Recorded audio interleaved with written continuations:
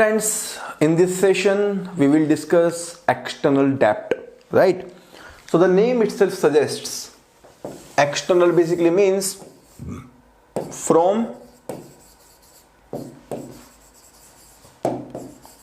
foreign countries, and the word debt means this is a loan. So this is the loan taken from the foreign countries.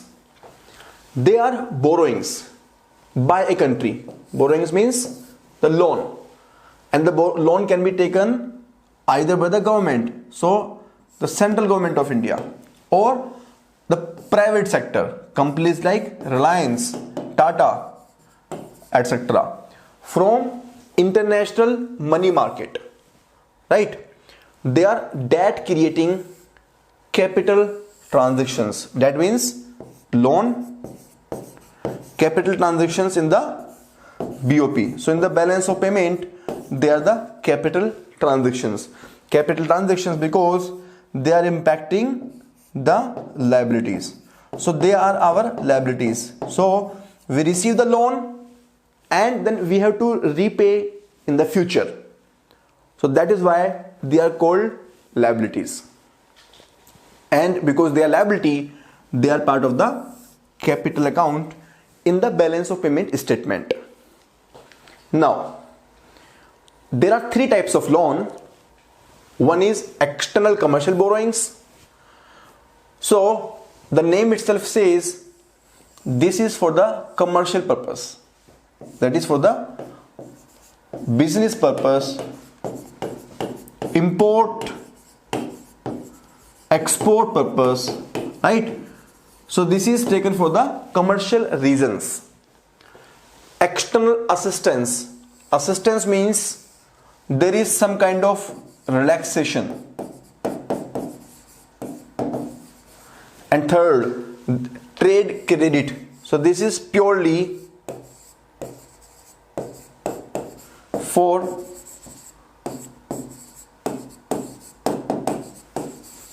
trading purposes. So these are the three primary categories of the loans. Now we will discuss each one of them in detail. Number one, ECB, external commercial borrowing. So what is external commercial borrowing? Commercial, for the business purpose, trading purpose, right? So if I am in India, I am raising any loan from outside India, and the average maturity period of that loan is 3 years, then this is called external commercial borrowing, right? And there are two categories of external commercial borrowing transaction. One is the automatic route, another is the approval route. Automatic route means that there is no approval required from the side of RBI. So the people who fall under the automatic route, they do not need to go to the RBI. They do not need to get the permission. They just go to the foreign market and raise the ECB, right? However, the people who are in the approval route, they need the prior permission of the RBI, right? So RBI has given well-defined regulations through which anyone can identify whether the person is eligible to get the ECB through the automatic route or from the approval route. And then there are many ways of raising the loan. It is not just through the bank account. There are many ways through which this loan can be raised. So now let us see everything in the language. ECB is a commercial loan. Name itself says commercial. External means from the foreign country.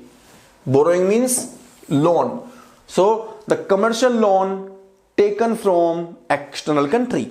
Very simple. In the economy, if you understand, if you break down, simplify the meaning of the terms, everything becomes crystal clear.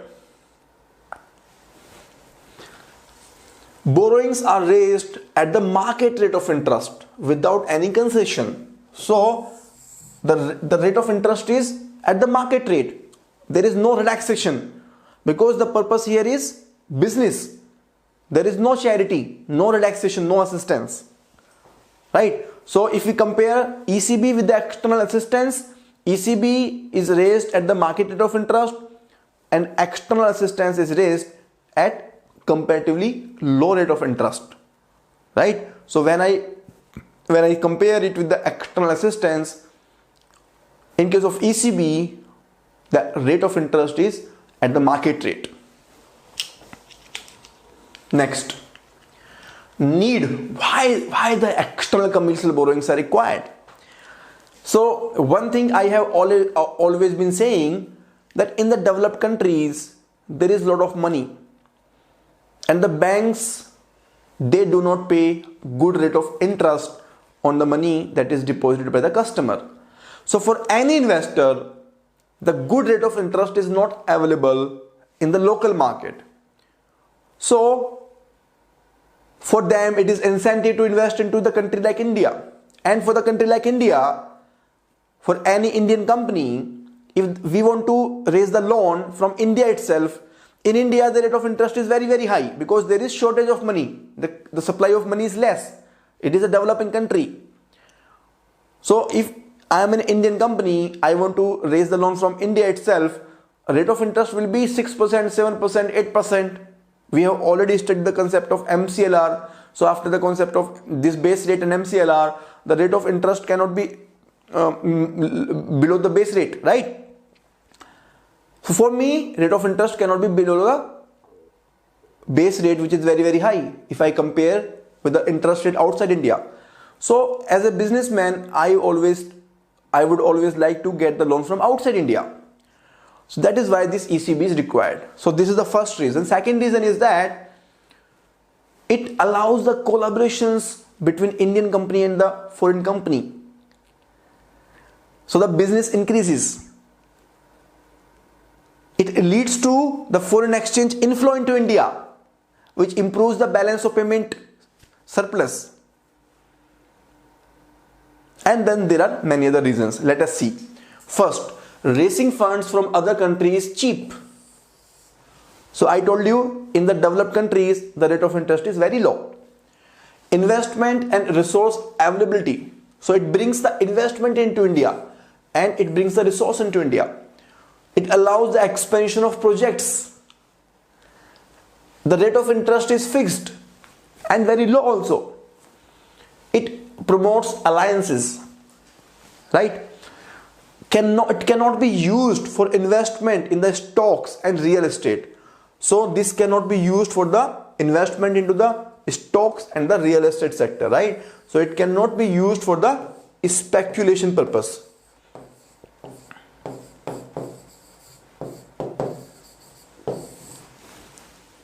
Right? So this has to be raised for the genuine purpose, not for the speculation purpose.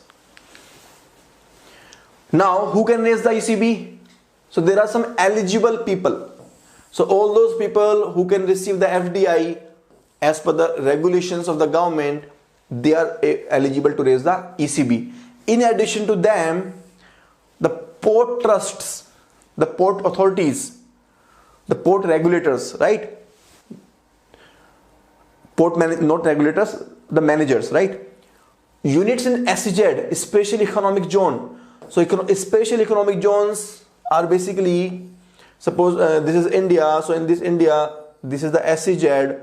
So all the transactions, all the production, all the sales, all the business which is happening over here, from the point of view of the Indian tax law and other commercial laws, all this work that is happening in the SEZ, this is considered to be happening in the foreign country. So none of the Indian tax law is applicable in this area. So this provides the incentive for companies to make the production inside India and still enjoying the benefit of the foreign country tax benefits, right?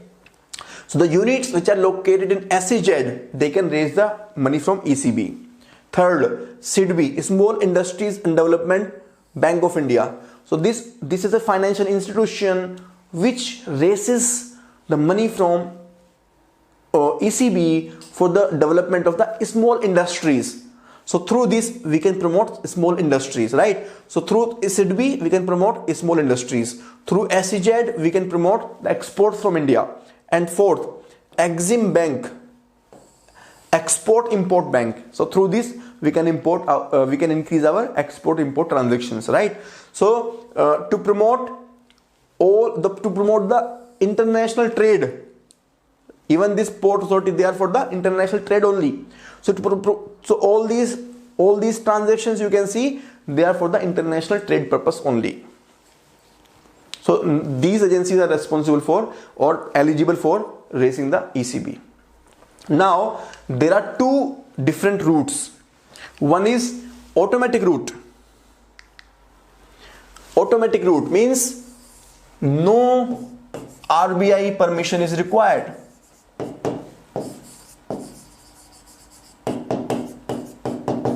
Another is approval route. That means the prior approval of the RBI is required. Prior RBI approval. This is the only difference.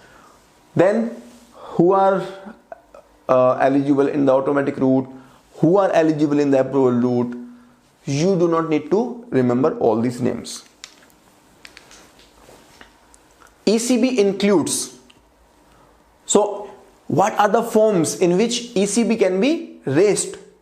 So this ECB can be raised in the form of bank loan, in the form of securitized instruments, that is, for example, government bonds, or in the form of supplier's credit. So for example, if there is some supplier from USA, so USA supplier, it can give payment credit to the Indian importer. So Indian importer has imported the goods and this USA supplier says that please you can pay after 3 years, after 2 years, right? So this is part of the supplier's credit. Buyer's credit, that means any foreign buyer, for example buyer from the USA, foreign buyer, he gives the advance to the Indian exporter for 2 years, 3 years, right? And in the future this Indian exporter is supplying the goods and services. So this is the buyer's credit. Loan from foreign collaborator, foreign equity holder. So loan from foreign collaborator, there is some collaboration with some foreign company, right? Or there is some foreign equity holder, means for example in case of Flipkart, so Flipkart is owned by the Walmart. Walmart is having shareholding in the Flipkart, right? So Walmart is the equity holder in the Flipkart. So this is called foreign equity holder. So Walmart is having the equity shares in the Flipkart, which is an Indian company. So if Walmart gives the loan to the Flipkart, this will be called ECB only, external commercial borrowing. The minimum average maturity must be 3 years. So it is not that any loan which is given for 2 months, 3 months, 1 year, 2 years, all those loans are not part of the ECB. Minimum maturity should be 3 years. So the categories that we just discussed, they were the primary categories. Apart from that, there are many other categories, right? So we already discussed that we can take the loan from the commercial banks. Then there can be credit from the buyer and the supplier. We discussed the example. They can be securitized instrument, the instrument which are secure, for example floating rate notes and the government bonds. Credit from official export credit agencies. So there are official export credit agencies. For example, in India we have Exim Bank. So similarly in the foreign countries there are bank who give the loan to the foreign companies. Aid from the institutions such as IFC, International Financial Corporation, which is part of the World Bank, Asian Development Bank, etc. Foreign institutional investors, FIIs, who have invested into the debt funds. Debt fund means, for example, debentures. Debentures means the instrument which have been issued for raising the loan, debt, and the money will be returned in the future. And in lieu of that loan, there is an interest which is paying regularly. Loan from foreign equity holder. So I already give the example of Walmart. The Walmart giving the loan to its own company in the India, which is the Flipkart.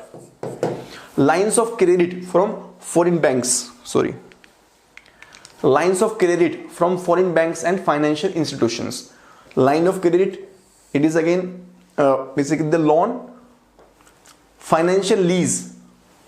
So lease is basically it's a loan which is given for a particular product. For example, the foreign bank can give the financial lease for machinery, etc. Import loans, foreign currency convertible bonds. So these are the bonds which are issued outside India. Bonds are basically the loan instruments. We will discuss these in the money market. Non-convertible, partially convertible, and optionally convertible debentures and preference shares. So debentures, again debentures are the loan instruments.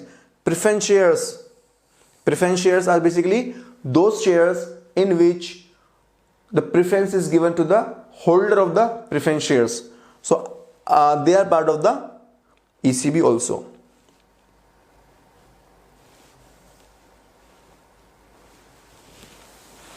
Asset-backed securities, mortgage-backed securities. Please, I would suggest don't get into the details. What is the meaning of that? In fact, I am going too much into detail. If you remember 5-6 items which I discussed in the previous session, those are more than sufficient. Now, this is important. ECBs have a minimum average maturity period of 3 years, barring exception in the few cases. So, except few cases, minimum. This is not the fixed, this is not the exact, this is the minimum. That means it can be 3 years, 5 years, etc. ECB can be borrowed in any freely convertible foreign currency.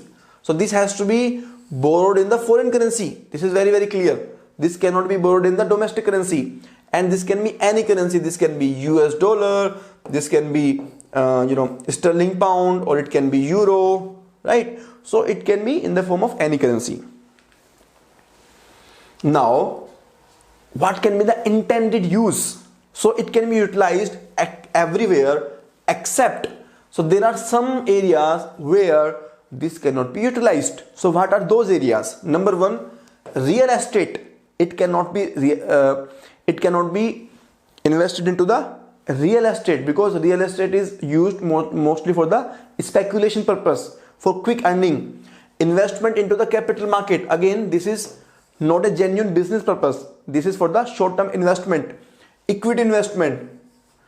So this cannot be used as an equity investment, because if it is used for the equity investment, then it will fall in the category of FPI or FII. Working capital purposes except from foreign equity holder.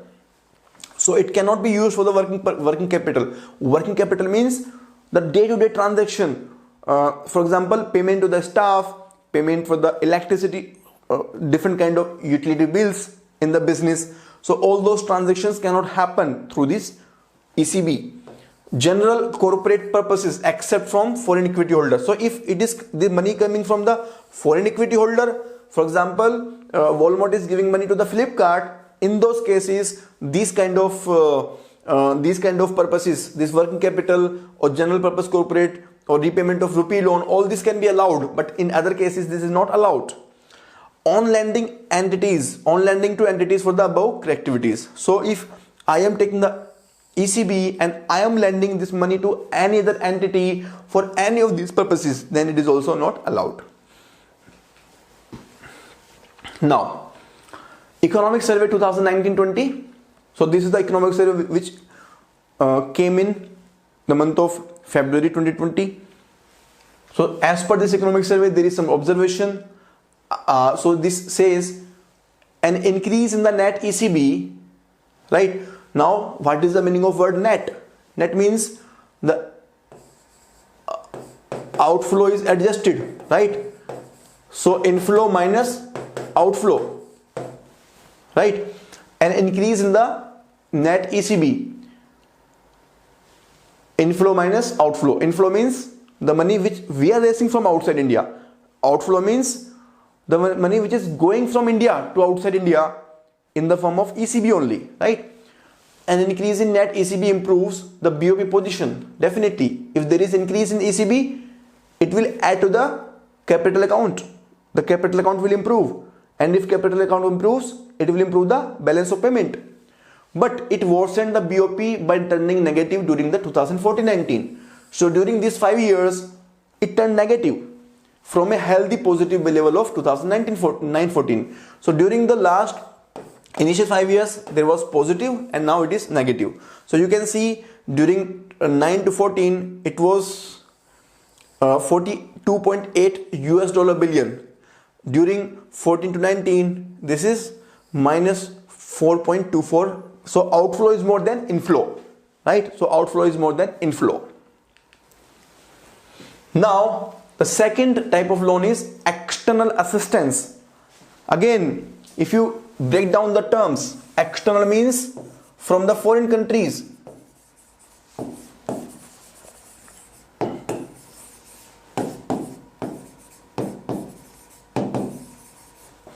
Assistance means that there is some relaxation, right? So if the loan is given from outside India, again this is a loan, this is not a grant, this is not the gift, this is not the charity, right?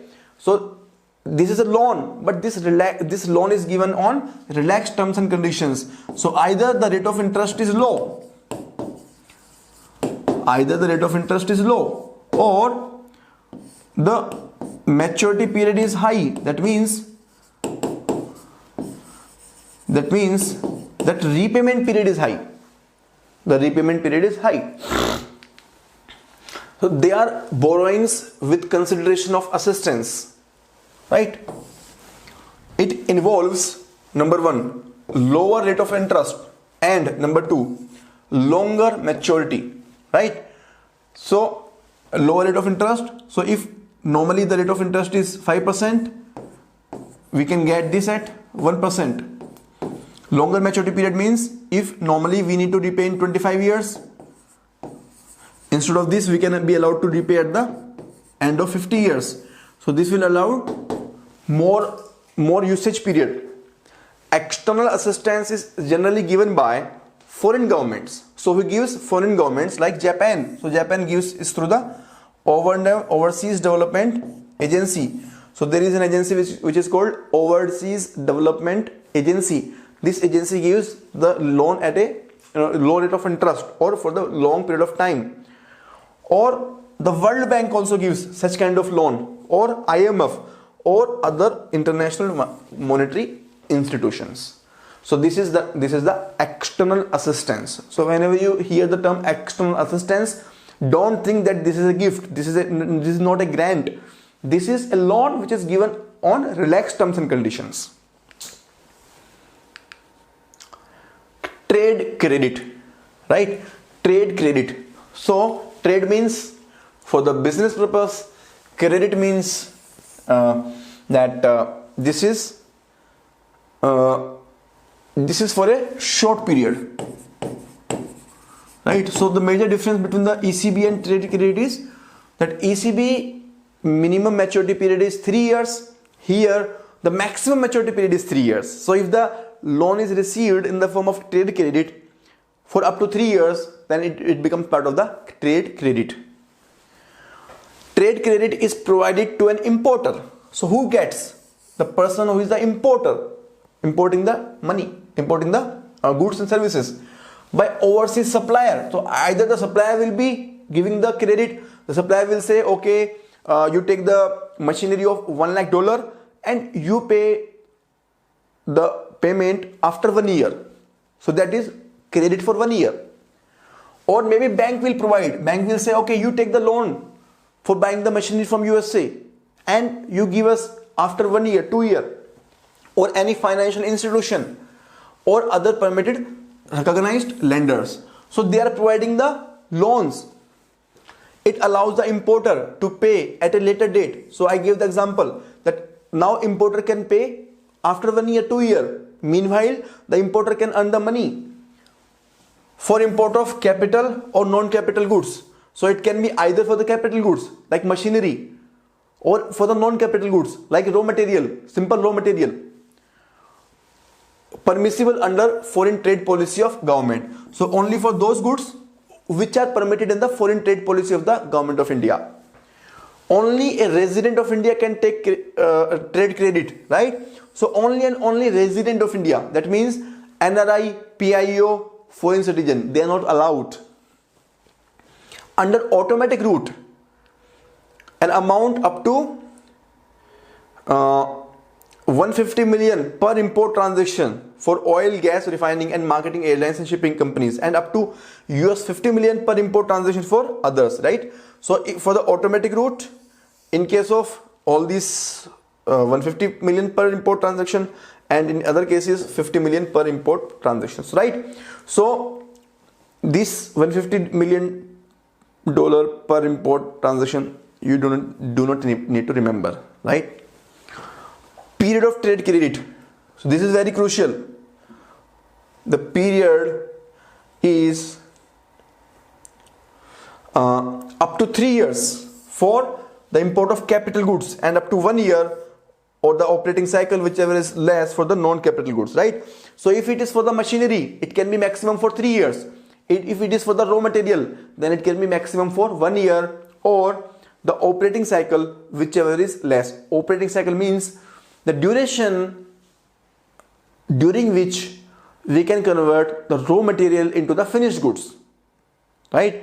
So if the raw material takes 6 months to convert from the raw material to the finished goods, the processing time is just 6 months, then the maximum period allowed for the trade credit is this 6 months only, not 1 year, right? So either 1 year or the operating cycle, whichever is lower. Now there is one more observation in the economic survey which was released in the month of February 20, that after a significant reduction in the 2014-19 relative to 2009-14, India's external debt to GDP ratio slightly increased by 0.3% at the end of first half of 2020 over its level of, right? That means there is slight increase in the external debt to the GDP ratio. Now, external debt according to economic survey, in the terms of foreign exchange reserves cover to external debt, India's position is 5th highest at 75.9%, right? So in terms of foreign exchange reserve to external debt, right? So it means that if we are having the external debt of 100 rupees, then we already have 75.9 rupees in our foreign exchange reserve. So immediately we can pay 75.9 rupees out of 100 rupees that we have as a loan. Whereas India has 5th lowest short-term debt to foreign exchange reserves. So our short-term debt is lowest, which is a good news, because if the short-term debt is low, that means in the short term we do not need to repay anything. That means our loan is for the long term. That means there is no reason to worry. We do not need to arrange the foreign exchange in a short period of time. At 25.1% among the top 25 developing debtor countries. Though India is the third largest debtor country, third largest loan taking company. Debtor means the person who has taken the loan. In absolute amounts among the developing countries. So among the developing countries, in absolute, that is in the rupee amount, or in the currency amount, after China and Brazil, India is the third largest debtor. Higher age of debt, that means the higher maturity period, right? So maturity period is not just 1 year, 2 year. The maturity period is 25 year, 30 year, 50 year. So it reduces the rollover risk. Rollover risk means we do not need to repay and take back the loan again and again. So that risk is reduced, right? Otherwise, we need to repay the loan, and maybe in the future we will not be able to get back the loan from other person. So this risk always is there. This is very important table, you can see, and in fact the question has already come in 2019, 2018 from here. I will discuss that question separately. You just understand this. This table indicates that between 2014 and 2018. So this is the statement I have taken from the Economic Survey of 2017-18, Economic Survey of last year. Sorry, 18-19, sorry, Economic Survey of 18-19, right? So here you can see that this line represents short-term debt. So short-term debt is between 20.5% to this 19.9%, right? And long-term debt is between 79.5% to 80%. That means more than 80% of our loan is for the long term. There is no risk in the short term. We can be safe, we can be happy because there is no obligation in the short term. So this is a good news. So the question has already come on this topic in the prelims examination. I will discuss that separately. So with this external debt session is over, and I hope you understood the concept, you enjoyed the concept. Thank you very much. God bless you.